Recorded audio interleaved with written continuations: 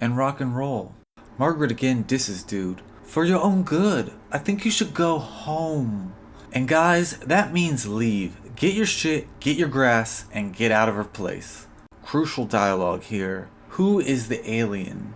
Gray says, you spend all your time trying to get me excited, only to throw me out? Yes! Most likely women are spending all of their time to get themselves excited. I say that in support, knowing the system for some is not flowing that way. Women spend majority of their time keeping others in mind. However, like all genders, we spend time on ourselves. Fella, brother, Margaret, please leave. He doesn't. Sylvia and Johanna is ordering shrimp fried rice, shrimp and pea pods, shrimp with lobster sauce, and jumbo shrimp. Sylvia, thank you for that comedy relief, because next is UFO vision on Gray Guy, humping Margaret, shrimp, kung pao, get out, pow now! The UFO vision cycles through. I didn't see them do hard drugs, but as Margaret wakes from euphoria, she has a weekend at Bernie's situation. Gray Owen is ended and laying on her. There is a metallic spike coming out of his head. Margaret is slow to discover, just as Johann is discovering Sylvia has an interest in photography and extraterrestrials. One of these images around her place is a really cool planet Mercury shaped and gold and blue metallic pogo ball shaped, like fixture or item or sculpture, some sort of metalworking piece of conversation in Sylvia's apartment is this planet Mercury shaped item. And Johann is like, that's what I'm working on. Are you a researcher? No, I'm a TV producer. Do you think they exist? Margaret is checking out Owen's head and pulls a clear shard as his head rests against a solid yellow wall, starting off as a silver knife and then taking on the yellow of its surroundings. Practical effects. Female stunts. She looks at it for a moment and it disappears. She looks at it for a moment and it disappears. Sylvia pokes her head in, getting refreshed, as Johann sets his window up. She knows he's looking for drugs, not wanting the police to find out. He insists that this is not about drug trafficking, and restates nobody really knows the motivations of these aliens. Sylvia asks if he's from Germany, and she states that she is Jewish. What connection could there possibly be between UFOs and H? We are definitely thinking about it, along with Margaret, who is looking out our patio window and thinking with a hard face, and back into her skirt outfit. She has a shard tree. It's like a tree made of, I don't know, crystals or polished glass, and mirrors are everywhere in this movie. She's in front of a wall of window panes. And these types of sets are fascinating because the lighting can make for incredible imagery on your screen. I'm having a day while writing this, and I came back to finish a sentence in advance of the movie, and just then, Adrian, with the statement of 16 years, what the oof, bongo dog, is going on in here? Trigger warning. Trigger warning. Trigger warning. Trigger warning. Trigger warning. Owen's ass is in the frame. Sylvia is back with Johann. Have you ever seen a UFO? And behind her is a piece of art that is a glass sculpture, possibly, and looks like large gems, larger than a Funko Pop, but smaller than a Taylor Swift record. And they are lined up like a Sugar Crush game, and have these 3 sizes, like butt plugs, lol, and make a shadow against the wall. 5 gems, great piece, lol, really. Johann saw a UFO this morning, and he informs Sylvia she can see the UFO out her window. Johann is doing great, standing idle, exuding neutral vibes. This is a crucial info, and he's wanting to alert someone, but also knows he's able to retrieve proper info. Johann right now. She's interested, with his telescope. She's got Madeline Kahn vibes. Set it up and have a drink. Adrian has a neon ring from where her stash is hidden. She takes the neon ring and carefully places it around Owen's dead gray face. What has he rewinded for you lately? Oh, oh, oh, oh. Snow caps. Gooey, gooey, jujubes. What has he rewinded for you lately? Oh, oh, oh, oh. Oh, oh, snow caps. Gooey, gooey, gooey, jujubes. What have you done for me lately? Oh, oh, oh, yeah. Adrian has a performance piece. I don't know. I wrote performance pieces that are total written landmines for this here Jay. Adrian has a performance piece paced by her first punching her crouched thigh. You're dead. Shit. Trigger warning all the way through. Back to Sylvia's apartment. Johan has his telescope and is showing Sylvia. Romance is perfuming the room. Can you see that, UFO?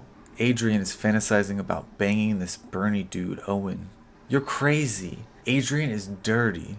This is an intense situation. This is intense exchange. This is a sickening offer from Adrian. She is serious and allows Marge not to watch. Margaret is defending her acquaintance, her friend. For now, I will say friend. We can define labels in another discussion. Adrian makes a move to Owen, and Margaret advances her defenses. Don't do it. Don't get moral with me. It's my place. I will do what I want. She is called an irrepeatable word and responds, and swings big for a smack that is blocked. You low-class freaking monster. Adrian, you let these guys walk on your bones. Margaret lets it all out, and Adrian's sick mom and dad bum. Adrian already spat that. She could catch syphilis from her C word. Bumblebee, cover your ears. Adrian pulls a knife. The play-by-play goes like this. Adrian gets an edit to what she's saying about the slicing of Margaret's face. And after the edit jumps, Margaret has freed the knife and jumps across the bed to grab for it. She has it, and is taller than the two, holds her ground for a moment, but has a moment of femininity as the knife is slapped away, and a sort of springs in her hand up girly-like, allowing for Adrian to dominate again, and she strikes as Margaret is able to move away on her third try. Margaret slaps the knife away and grabs hold of the knife and pivots to taking over Adrian on the bed, holding the knife to her neck. And I think Owen is laying on this bed, or was cleared from the stunt to play out. He's back on laying under the reflective sheet. How did this get made? Just covered an episode recently where they instruct the movie fans not to fall for the sheet under the place you're standing for fear of murder. So maybe Owen should have left and not stood around with this reflective sheet. The sheet that the villain will put underneath you and then cuts you down on top of the sheet, rolls you up in the sheet and takes you away. Oh, and don't fall for the sheet. Margaret has dispersed the knife after showing Adrian she could have stabbed her but didn't. Clearly Adrian's submissive. However, I sincerely commend her bravery. In defense, she protects herself and Owen in a corner, asking, "Why would you do that? Owen was a good man." Sylvia is taking a look through the telescope, just as Owen is uncovered again. That's a dead body. Johan is a gentleman and adjusts the scope, and we see again the UFO on the roof edge. It's the size of a dinner plate, but what is told us is aliens need as much space as humans. Sylvia replies, German scientists as tall as the Empire State Building, and aliens as big as jumbo shrimp. Sylvia nominated for a stew. Sylvia nominated for a stew. Sylvia replies, German scientists as tall as this Empire State Building and aliens as big as jumbo shrimp. Sylvia nominated for a stew. Is it possible that it's a child's toy, not a UFO? 46-44. Adrian is hoping to plead to persuade Margaret to go to Berlin. Come on, baby. I'm going to sing in the nightclubs, baby. Don't worry about the dead body. Sylvia, now with striking red lipstick against a shadowy window shelf, along with Johan in his striking red jacket. I gave this some thought, and it must have been fashion at the time, with the MJ Beat It leading to Eddie Murphy also wearing an iconic jacket era. Sylvia, are you sure this has to do with UFOs? It looks like two women just killed a man. Zing! Johan's steady guiding. This is not my first encounter with the aliens. Just watch a while longer. JustinJustin inserts a token. Margaret and Adrian take Owen, who is wrapped like a breadstick. They have a cardboard boxes taped from other cardboard boxes, long enough for a tree. Why don't they call the police, Sylvia asks. Johan has a prime explanation. Everyone has their reasons for not wanting authorities in your home, your personal space. They are not wanting to get involved because they have drugs. I wouldn't want to be in their shoes. On a scenic, melting blue skyline, the two women sit with the events. Adrian is determined to go to Berlin, so she's dropping her cares about the body. Margaret is more sensitive and quietly contemplating. Adrian wants a wake, which requires food, and she will go to the store. Johan has all the crucial info. Police are no protection from the aliens. Does he have a laser gun? No. In his pants? The romance is heightened, and speaking of romance, remember the married couple with the user? He is passed out in bed, and a stale but poppin' party in a lemonade-colored room. He feels sick because he's done the drugs today. Come on, stand up. Hey, I tell ya, bibbidi bibbidi bobbidi boop. I feel like a bowl of cat soup. Bibbidi bobbidi boop. I feel like a bowl of cat soup. Hey, that's a gross soup. Hey yo, bongo dog. The other day, my olive oil, she came in with a cola from the 18th century. She said, hey, babe, this one's got drugs in it. I said, whoa, babe, this pipski, LiquidSky. I said, LiquidSky, that is liquid death, bish. That was a Popeye dice clay. The dehydration, the disrespect, no respect. Back with Sylvia. You are a brave, noble knight. Why don't you go over there and free those two beauties? I actually think she's baiting him into showing a lurker side, which he does not. He is playing within the boundaries of science and understanding. That's what he is going to do. The little one just left to run an errand. I'm going to try to warn her. Sylvia is taking this one grain of salt at a time. Her grounded vibe remains unsure of his remain calm and carry on vibe. Her Kathy caption reads, "You're the first man to ever leave me just before we're about to have dinner." A TV producer today would take that as good TV. He's leaving before Gold Belly arrives. Sylvia, are you serious? The married couple wife, are you serious? The husband user, I'm lowly serious. His wife, don't talk to me like that. Her burnt out husband. Why can't I? Disgusted, just. GPK, volcano head, top bust, disgusted. Cut his dialogue, get him out of here. Remember when Elaine on Seinfeld had a recovering addict who was cold turkey and she took care of him? Not her drunk heckler date, who was a former disco singing actor from American Werewolf. She had a breakup probably in an early ep that was hard drugs related. I think even Jerry had an intervention for a friend or acquaintance.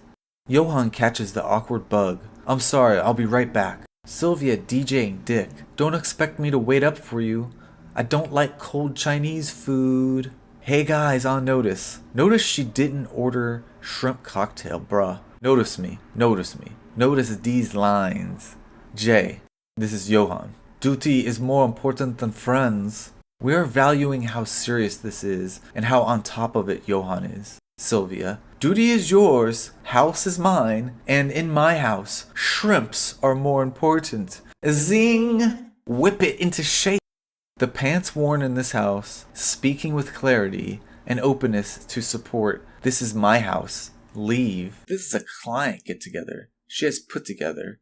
And this dirtball has stanked on Adrian and Margaret's apartment and now is sulking in this film and writing failures. Money for dope, money for a house in the NY area, a wife, a dresser full of red sweaters. Get dressed, get some self-respect, or just leave. Yeah, let's go. Get out. Red Sparrow leaves the room to go to the kitchen where a house party bar is laid out. And Steve, we get his name. She places her hand on his cheek and asks for a drink. Steve calls her husband a nerd, a Neanderthal man.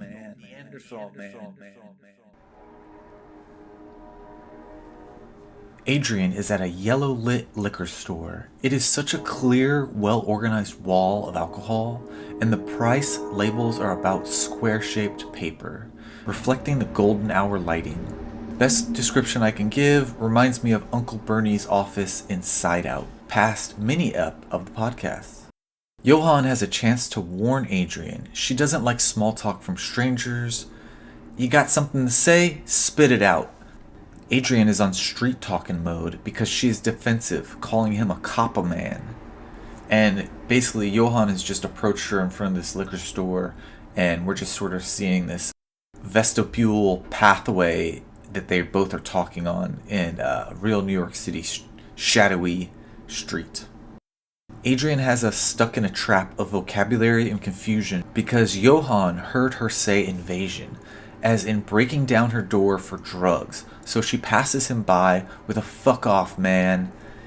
The liquid sky above is a sundown red in transition, as if a red dust comet swept by. Our husband dope user has appeared, a red-faced demon in front of Margaret, as she applies her signature style of makeup in a mirror, again, and he mocks, how the fudge did he get in the door? Trigger warning, trigger warning, trigger warning. Margaret has no dope. He's there for her. He wants to entertain her and show her the difference between men and women. He's a sicko and a violator, predator. She does think he can get it up and can come when she wants, and she will not be coming for him. She's not calling him over. Seems to me too many men are telling me what I want. Yeah, amen, girl. It's most every person I interact with except the podcast. She is repellent. She is repelling him. He is touching her face and beginning to take her over. She is saying all the right things and tripping over lines. Make me sick. You won't be junkie. Lost in my audio transfer, I get what she's saying. I recognize some social cues and body language. My God, she's unattractive right now. Get it, hubby? Get out. Sick pig, I don't need your... And I can't make out some of these words. All of this could be too much. Watch the movie for true artistry. You're nothing. You're nobody. For 56 minutes. Alright, you're gonna be sorry. Get back to your house and your Mikey bahaha skid-marked laundry asshole. As he lurks and stalks her in the middle of her own apartment, she calls out that she is a sex worker in the eyes of others, so she offers him to take her, because she takes no value in him or this scenario. You're nothing. You don't exit, you're a fly. She has torn open her dress, and he stalks her, tearing open the remaining. Sylvia is looking... Whoa, a change of scene. Sylvia is looking down the telescope. Her Chinese takeout has arrived and is being delivered at her door. Here is a delivery man, Henry Loom, who is like a neighbor. He is familiar with Sylvia and delivering to her. She welcomes him to put the delivery on the table. Are you studying the stars, Miss Sylvia? Harry Loom is the actor. Sylvia is now at the telescope and can see this fool attacking. Marg! She exclaims, God! And the delivery questions her, saying, God, add 20%, very good, thank you, in exchange. I am thinking Johan could have added, feel free to watch my back looking through the telescope while I'm gone. Maybe that would have kept a more level explanation of things. But maybe it's like the tail of shrimp. Editor notes, removable. Margaret has another dead man in her bed. She is struggling with the recent events and the physicality of a dead man. The UFO vision sees, and we should think that this is what and how the UFO drains the drug and the addict during intercourse. This rock-bottom husband is drained. Johan is at the door. Sylvia, now with drink in hand, is humoring the set. Johan has apologized. And Sylvia believes that his meeting was met with disbelief. Who would believe a man who's capable of waiting till the shrimp gets cold? Zing! These are really funny lines and also messages. Johan socialize. Are the shrimps her sex or his dick? Or the aliens? I don't know. She's got a humorous attitude. If Jimmy is her son, Jimmy is humorless. Johann brought back a bottle of possibly Berlin liquor wine. He looks towards the window. Stargazing after dinner, unless you are going to start talking about your duty again.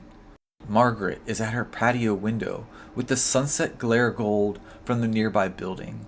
I think she's hollering at the moon. Hey you! What's with these glass arrows? What's with these dead bodies? No more corpses, please. And she is really broken up, and she's really upset, pleading no more corpses.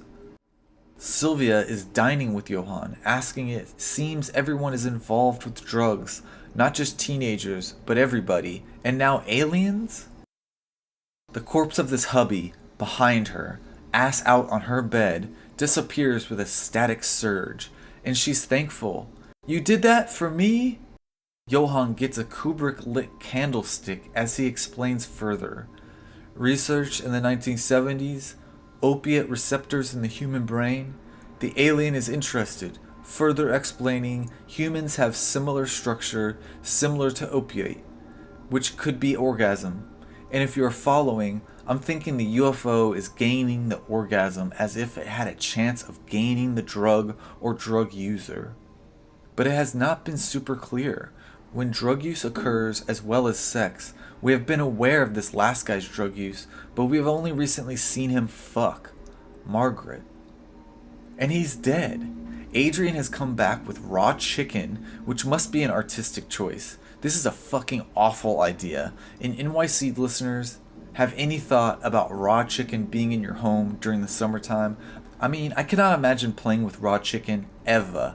Siri, get me my containment suit. Continuing with Johann, who I think is saying humans like this feeling of climax and drugs, so another organism like an alien could also be attracted to humans as well as drugs, and we are talking about a specific drug.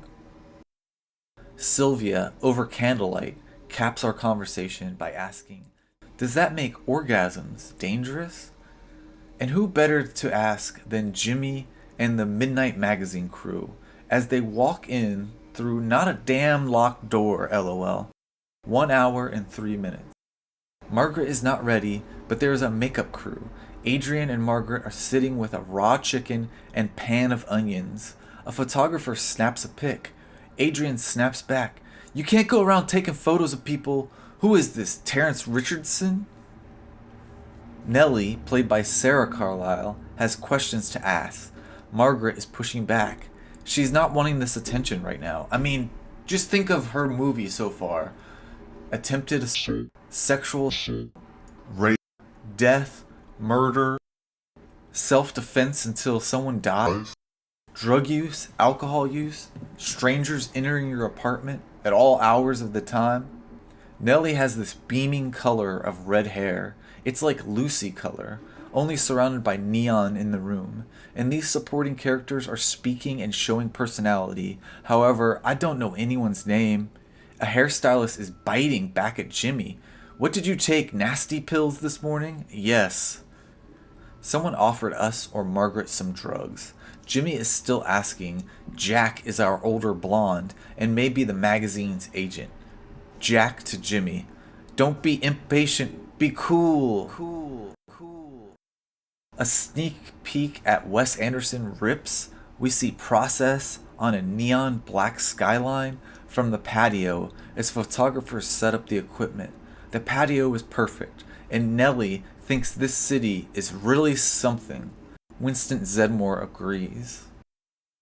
The wardrobe is coming out, and all the tags should be tucked, as if to say, we will reuse them or return them. The team seems lame. The hipster side is coming out, as everyone wants drugs. Is there even an intern to prepare it?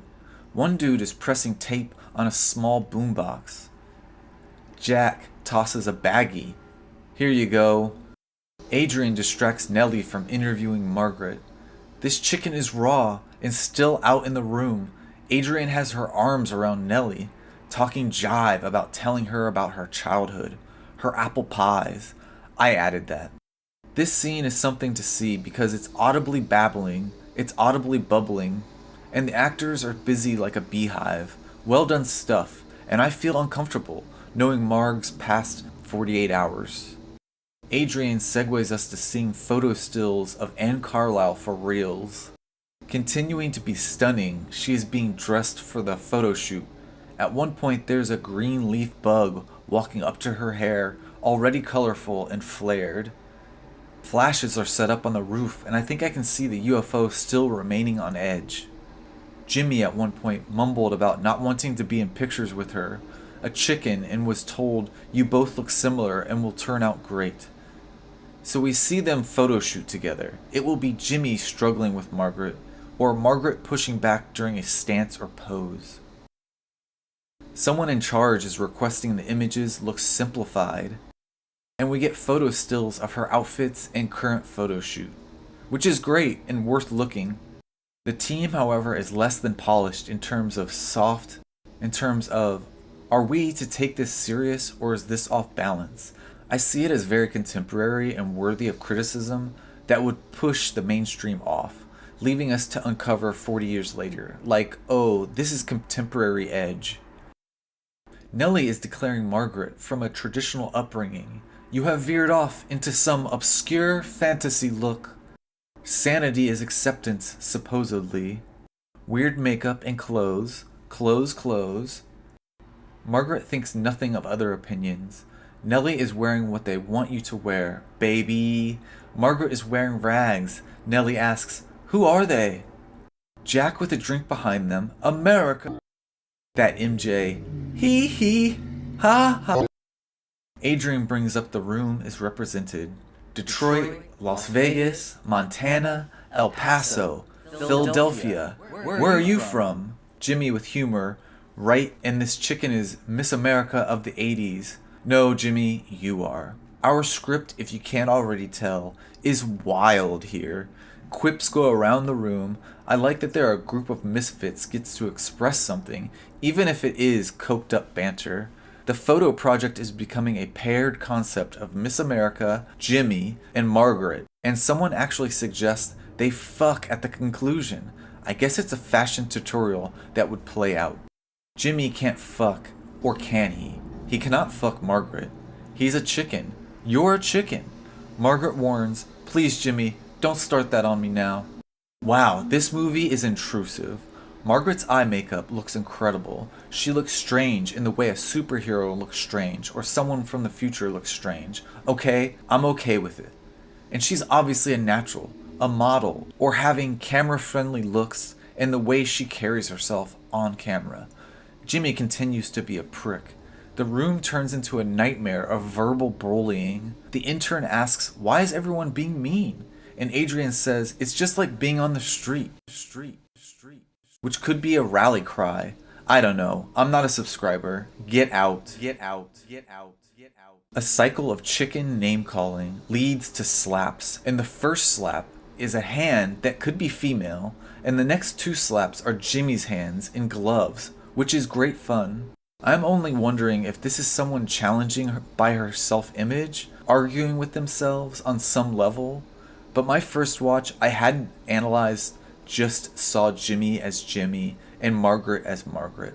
If you see this a couple times, or you get a chance to think about this movie after you watch for several days, I think more thoughts about the concepts and the expression involved will come up as you think about it yourself or get a chance to have a discussion about it. I'm hoping maybe self-discussion, quiet discussion is happening because I brought it up on the podcast, as I find this movie fascinating and artistically striking. The room pushes the duo into sexual collision. Margaret gives Jimmy fellatio, and the UFO drains the room of Jimmy in an instant. He is an aluminum particle to nothing. This was a nightmare scene, and Jimmy became an awful person to Margaret for no good reason, except what others seem to reason as, drugs are here, no authority is coming, so everyone is taking from the vulnerable. Margaret was made to do it. She repeats, this pussy has teeth, no one should fuck me. Adrian is asking, where is he? Someone check the roof.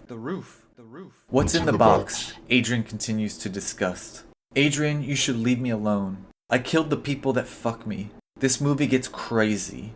Margaret is sincere. She knows Adrian is announcing to the room who wants to watch me to die. Humping Margaret, she says to the group, "Hey yo!" Adrian offers $300. The photographer is attempting to lower the stakes of the info. This scene is upsetting. Adrian has always been the one painting Margaret with a description. See now, here she impresses on the room of now dreadful fashion onlookers that Margaret likes making love more than anything and is pulling her to bed. Margaret is a killer. We're at 1 hour and 19 minutes. The Ramones. I don't want you. I don't want you. Trigger warning. Trigger warning. Trigger warning. I don't want you. I don't want you. Put the kids to bed at your mama's house. Grab the nearest candle and cushion. Wax in your ears. Find a gentle bar of soap at a reasonable price. And destroy your senses. My watch was an edit on this part. For good reason, I suppose. I am not the one to deliver such details. I am here as an ally of support. If you or someone you know is threatened or attacked, please reach out, make a connection with a medical professional or mental health support, or reach out to this person, human to human, if possible. Please be safe and take care of yourself, and be aware of your surroundings. Margaret was attacked against her choice, and 2 of these fashion staffers were holding her arms. We saw a half a beat that Adrian was biting her calf and motioning deliberately dirty. I have to stop there. Adrian is ended. With a static sound effect, the onlookers are not fooled. Margaret is released. It is easy to explain she is a killer. You can write about it in Midnight Magazine. She is turning off all the electric, all the neon signs.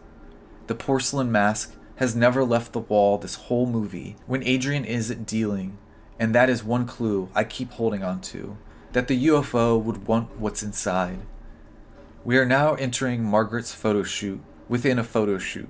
She is very blue, with netting as lace on trimmed dress, and her room has a purple-like material, and the light was pushed over and off, shadowing a shard tree that we now see is in shards of a mirror. And my God, you would not want that in a youthful, active, space is of value apartment in the city. My God, that's dangerous. Ha ha ha ha. All the lights go off. Watch out, Jack. That is not a cactus. She is at her vanity, where she sat and Demon Hubby appeared. She now has minimal light and small jars of colorful makeup, color glow, makeup tips, and colorful makeup. Suggestions can be left in the comments.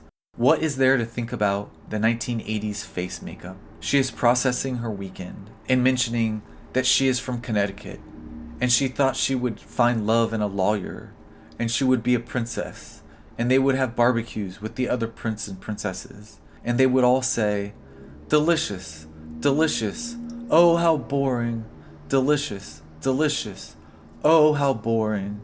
Cut the tape, cut the tape. You can't say that on a podcast. Cut the tape, cut the tape. You can't say that on a podcast, my friend. She's creating her face in empty space, first wiping a white. She's an independent woman moving to New York. To be fashionable is to be androgynous. Be nice to your audience and your agent and your acting professor. She has a feather like spike shapes of yellow wiped on her cheekbones. And she follows this with an orange, almost red, large wipe on her forehead and a line across her sideburns.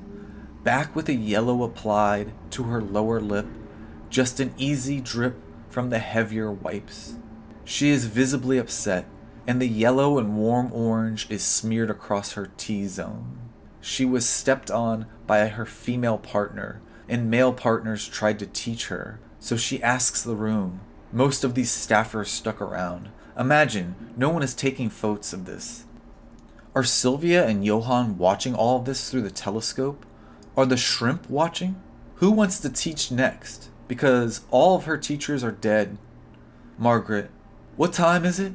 We'll go to the club. Someone exclaims, "What?" She shuffles out to the curb of the apartment and begins waving down a ride. Are you looking for Adrian? Adrian is dead. It's every man for himself. A taxi pulls up. Margaret gets in and everyone is left behind. LOL. In the club, it's more disco than punk, but we are getting full shots of the lights in the blinky, synchronized neon throughout this club, which is an era postcard, is pretty interesting. The colors mirror the colors of Margaret's makeup, and she likes it. She is the club, for the moment. She finds Lester, the asshole who originally attacked her, and she tells him he's the man. He calls her freaky, but also my captions read, Figgy, Friggy, let's go Friggy. And with that, we come up on our sidewalk endings. Sidewalk endings.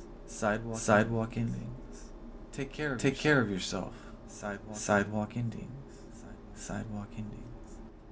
Back with Sylvia and Johan, romance is still accelerating. They have had dinner and coffee, and Johan continues to have his jacket on. Make yourself at home.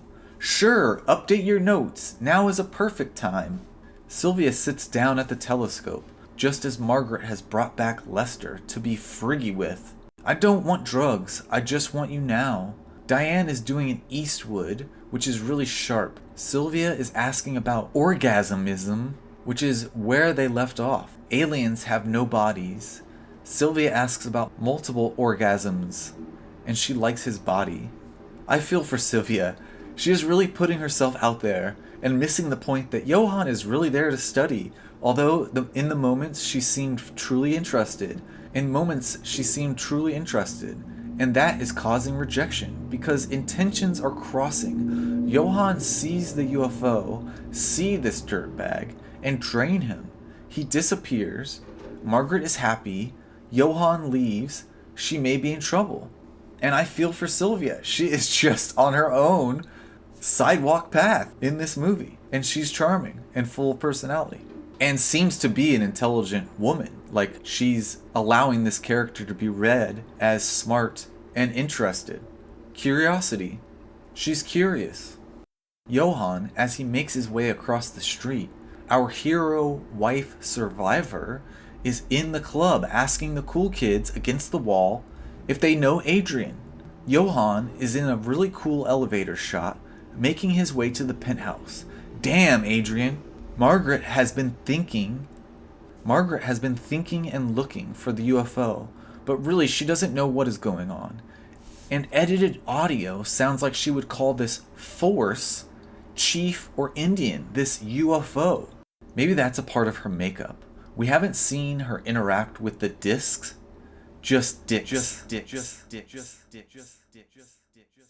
The score has been a lot of filthy organ again, and on the last kill, the sound became more electronic, and almost Pac-Man-like through a filter. It has gone from tweaked out Pac-Man to deep, serious, sinister synth. Deep as our apartment is back to red, and Margaret's face is wiped of her loud makeup. She is in a long dress, almost princess-like, or a frozen wedding dress. A modest room light is on as Johann Hoffman approaches her inside the apartment. I can tell you what's going on. He can barely have her attention. He mentioned he's viewed this and wants her to leave. She is questioning everything and wants to know where they are.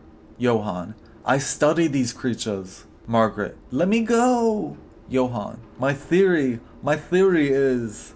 He has had his hands on her shoulders and explains UFO is feeding for sustenance and it is wanting a substance similar to opiates. This one came for, only found something better. Thank you, Johann, this clears so much up. He tells her similar to opioids is the orgasm. Margaret, well, it didn't kill me. Johann, did you have an orgasm? Margaret, no! If I could make this statement, what suggested the idea to make the podcast along with the movie club that I was a part of and started with friends. I wanted to do the podcast with 3 of my strengths. I wanted to make myself laugh, I wanted to connect with friends, especially those I not only interacted with the movie club, but that I had met oh so far away now, along with using podcast as my way of creating and using my creative abilities, which were limited when I started the podcast because I was still boxed up with my belongings during this lengthened transition. Nux 96.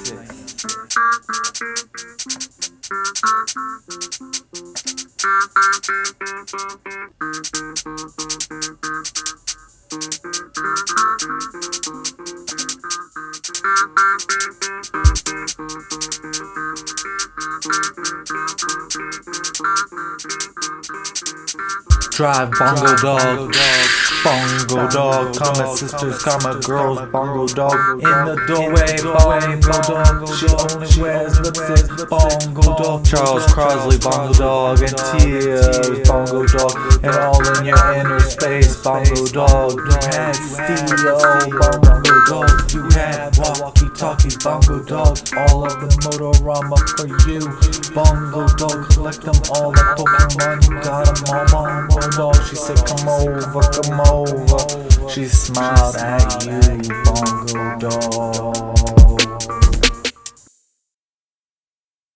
A song referencing drugs with your mates. She goes out to the patio. She has had a knife in her hand. She is calling for an Indian, and Johan shows her like pointing to a star. And as he has turned towards her, meaning no harm, Margaret knifes him in his back. Sylvia sees it all happen in the telescope. Margaret is wanting to engage with the UFO and is saying Indian, but is offering to make love, and the UFO rises. She's upset and pleads, don't leave without her. She runs to the porcelain mask inside and grabs the stash, heads to the bathroom. She gathers gear. Margaret takes drugs on the patio. The survivor wife took a taxi, and Sylvia have made it to the apartment. Sylvia does a great look of she's here at the same time. They both head for the elevator. This is Sylvia and the user husband's wife, who's been sort of a hero, and I didn't get two names or anything like that from that group. But along with Sylvia, the wife and Sylvia are headed to Adrian's apartment, basically. They both head for the elevator. The elevator deserves an award. Sylvia cannot make any stops. She's in a rush to make it to the penthouse, and that is where they both are headed. Looks like Adrian is having a party. Adrian, who's Adrian? When they make it to the patio, Margaret had climbed onto the roof, and in the flat darkness, the glowing UFO and her meet. She has begun to look into the UFO with the color filter, and the two women are seeing Margaret spaz out. All of this is editing and color overlaying. Not to simplify things, but to give you a basic layout of the effect happening on tape, you know? It's almost Blockbuster Ghostbusters. That's it, she is zapped, and the UFO slowly heads into the atmosphere. Margaret gets a fast taper to the edge of the end. With that said, Margaret's character I really liked, and she had a moment of superhero, Sailor Moon just for a moment, because of her choices. To continue lashing out and killing was a turn to darkness, and poor Johan could have gone free, but her character made defensive killer choices, and her character became harder to like. Flashes of cool choices. Cool, yeah, go to space. Cool, yeah, go to space, but you didn't have to kill Johan. The apartment deserves a shout out. Quick note for the set design and photography. However that works out, very key hands for this movie. So much to say about the subject and concept and execution. Lola dee, loda dow, loda dee, loda dow, loda dee, bongo dog, loda dee, bongo dog, loda dee, bongo dog. Don't be patient, be cool. That's Jack the Rhythm Box, Owen, Jimmy, Sylvia, Johan, Robert Graves, and Margaret. Please be kind. Please be kind. Lola dee, Lola da, Lola dee, bongo dog, Lola dee, bongo dog, Lola dee, bongo dog, Lola dee, bongo dog, Lola dee, bongo dog, Lola dee, bongo dog, Lola dee, bongo dog. Get out. Get out. Get out. I don't know if it holds up. I don't know. I don't know if it holds up to say bongo dogs every time.